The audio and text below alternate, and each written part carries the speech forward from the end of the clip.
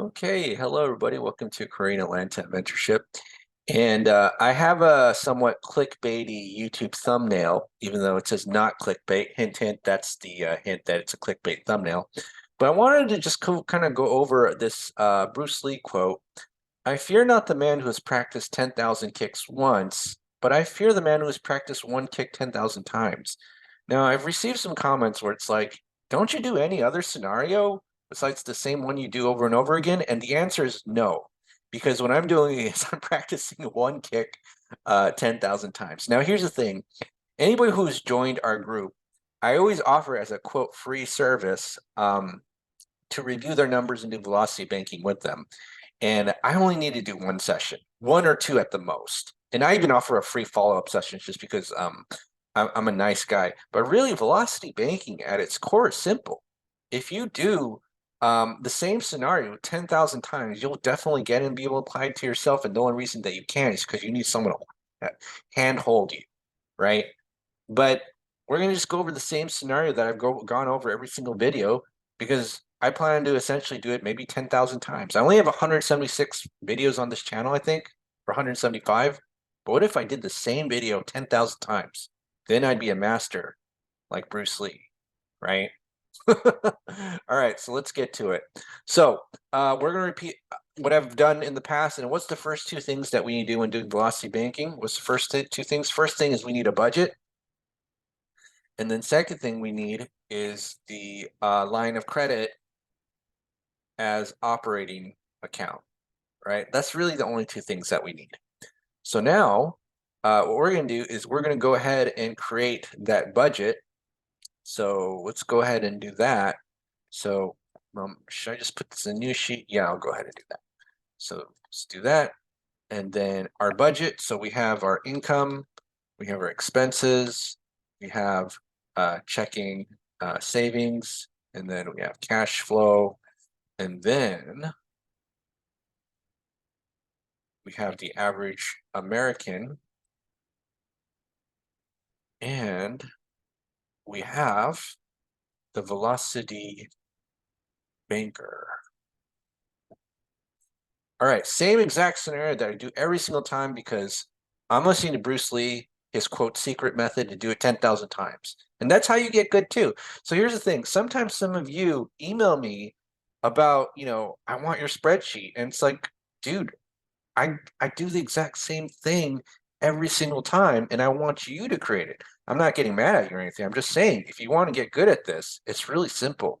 Just create your own spreadsheet. But I'm happy to provide it to you as a free service if you do email the YouTube channel's email address. Now, we have our income. I always just used to do like the $5,000 a month just because it's a simple, easy number, right? And the average household income in the United States is about 70 grand a year, I believe. Make a little bit more than that, but I don't know what 5,000 would be after taxes. Now I know that 6,000 is about $100,000 a year after taxes if you don't live in California. But we'll just say 5,000 a month, and then we're gonna have our expenses, so they'll say 3,000 a month. Checking and savings 2,000, and then cash flow will say 0. Just because the way that the average American works is that after all their expenses are done, they're going to have this nice chunk of checking and savings in a bank account that does absolutely nothing. In fact, a lot of people get into this situation where if they do have money left over and they're not paycheck to paycheck, they have 20 grand in credit card debt and 20 grand in their checking. I've seen that before, right? So that's why it's kind of, quote, considered a zero cash flow situation. So now let's go ahead and color this. I'm going to color this green. I'm going to color this red. And I love color coding. So we're going to call this the savings to be, where's the blue? All right. Okay. So now we've got that. Now what do? We do our expense breakdown. Okay. I'd love to highlight this. So this will be red. And highlight this. And what's really important when we do the expense breakdown is that we list down every single debt that we have, and then we put our general expenses that are not debts into one category. Or you could do rent and general expenses. It might be easier to do it that way. I like to do it that way. but we have to list every single debt. So we'll say debt 1, debt 2, rent, and then other expenses. Okay, and I always like to use the same figures. So we'll say student debt, car debt, right? And what's the average student loan payment? I think it's about 400 a month, but we'll just say this is a 13K balance, 400 a month at 6% interest rate. Okay. And let's just move this here. Okay, same thing here. And what's the average car? Actually, it's not 13. I always like to use 10 and then 13 for the car. So 13, 600, 6% interest rate. Okay. And then the rent, that's just the rent. And then these non-rent expenses, food, insurance, gas, right? Okay. So now what we have to do is make sure that these numbers equals 3,000, right? So that's going to be 400 a month here. And actually, let me go ahead and format this correctly and do currency.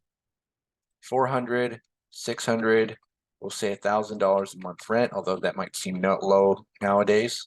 Maybe you do live in a place where the rent is only $1,000 a month. I don't know. I know that my mortgage, one of my mortgages is only 900 something a month. Pretty sweet, right? All right. So now rent is 1,000, other food, insurance, gas is about 1,000.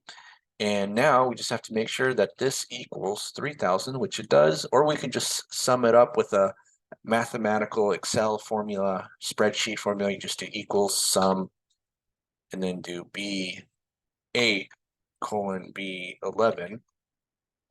And that will equal 3,000. And if you want to see how much goes in our checking and savings, to calculate it, you just do equals B2 minus B3, right?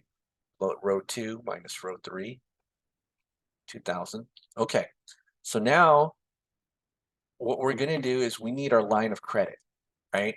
So that's step 2, line of credit as our operating account. Now, some of you may not have a line of credit or good credit. Now, here's the thing. If you have $5,000 of income a month, you're probably not going to, if you make less income, the banks won't lend you money because banks don't like to lend money who need it. Or, yeah, they don't like to lend money who need it, right? And so you need a little bit of income. You need a good credit profile to get a line of credit. And so let's put some columns regarding the line of credit. So we'll say credit limit, balance, right? And I always like to use the 15% interest rate. Okay, and then month and interest paid. Okay, so now if I go here, right, and now what do I have to do? I have to just kind of re-engineer my expenses so I can easily pay these loans off quickly. Now, here's the thing. You have a couple of options.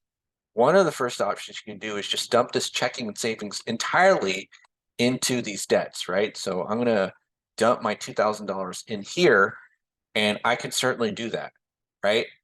Now, if I do that, what happens? If I ever need to pull back that money, again, let's say dump $2,000 to student debt, I need to pull back that money. I can't call the student loan company and say, hey, like I actually need about $100 back. I had an emergency, right? Now, one of the other things you can do is actually do this, right? So you can, have a backup credit card or line of credit here. So let's say this is like your line of credit, and then use that for emergency expenses, right? So, maybe you charge 1,000 here and you still pay from your checking and savings. That's going to lead to something called segregation of income. And because your income is split into 20 different places, and this is what happens in a lot of six-figure people, right? And in fact, I had a live stream where I went over someone's numbers to review this, a paycheck to paycheck six-figure information because the guy had like 15 debts, right? So if you split up your money into way too many places, you're going to have issues. Now, in a situation where you have two debts, maybe not, but in general, as a practice, we want to prevent the concept of segregation of income. Okay. So now, what can we do to easily pay off these debts, increase our cash flow, and have our money into one place to prevent segregation of income? Well, all we got to do is use our line of credit. So let's say we have a $25,000 line of credit. Okay, $25,000 line of credit. Now, some people have said that's a lot, right? Well, it depends, right? Because in my world, that's a little. I have over $215,000 in total credit limits. And so once upon a time, this was a lot to me. But if you go ahead and understand how credit works and what the banks are looking for, it's really not that hard. But let's say that, we do know what we're doing. We do know how to talk to the banks and, send in applications that are truthful and honest and know what they're looking for. Okay. And they allow us to use up to $25,000 of their money. Well, what can we do with it? So how does that work? So basically think about it like this. So let's just redo our budget again with taking into account a line of credit. So $5,000 of income, $0 expenses. And let me go ahead and do this. See, did I screw up? Okay, yeah, I screwed up. Okay, so let me go ahead and do this. So let me just kind of go over the strategy with you. So what we need to do is we need to consolidate our debts so that it's easier just to put our money into one place, right? And so we have these two debts here, the student loan and the car debt. So what if we did this, right? So what if we moved the balance of these debts to here, the credit line, right? So what I'm going to do is I'm going to click a button on the bank's website and ask not for 25 grand, for 23 grand, right? I'm going to ask for 23 grand. They're going to put 23 grand in my checking account. Now, the moment that I pull it, they're going to charge me 15% interest. But here's the thing, I'm going to pay these off 0, 0, right? Hold on. 0, 0, right? So now, once I pay this off, this goes to 0. Okay. And now what is some of my expenses? It magically goes to 2,000, right? And our cash flow is now this minus this. So let's just do this. So equals C2 minus C3. So $3,000. Oh my goodness. How did I create an extra $1,000 of cash flow? It's because I eliminated these debts. Now, what's the strategy? Let's kind of go to the strategy. So the strategy, number one, not the budget. We already did that. Paycheck to line of credit. Number two, expenses from line of credit. Now, what does that mean? I put my entire paycheck here, right? So 23,000 minus 5,000 would be 18,000, right? So that'll be 18,000. And so what's going to happen is two things. I pay the minimum monthly payment, so this isn't really expense anymore, right? I pay the minimum monthly payment, and then the interest is minimized because my entire paycheck is there. It's going to be at its lowest balance, right? And so eventually I'm going to take the 2,000 from here, and then it's going to go up 2,000.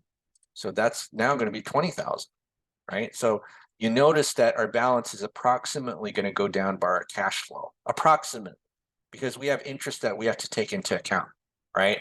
Well, let's just go ahead and do this and do a formula. So it's equals G3 minus 2,000, or not 2,000, 3,000. And just keep doing that, bam, bam, bam, right? And this is month 0. So this is the first month, and then month 1, 2, and let's go ahead and calculate this, how many months it's going to take us. Ooh, all right, so about 7 months, 7, 8 months, and let's calculate the interest. So how do we calculate the interest? What we do to estimate the interest, again, estimate, because the way that the bank calculates the interest paid is by your average daily balance. But when you have your expenses, how do you know what days the expenses come? Some of them you can predict, some of them are random. When I go to the grocery store, I just swipe and pay for stuff, and I don't have certain days that I always go to the grocery store, right?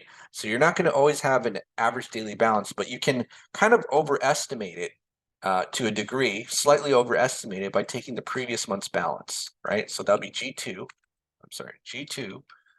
times the interest rate, which is 0.15, and then you divide it by 12, right? So you divide by 12 because you're going to get the monthly interest,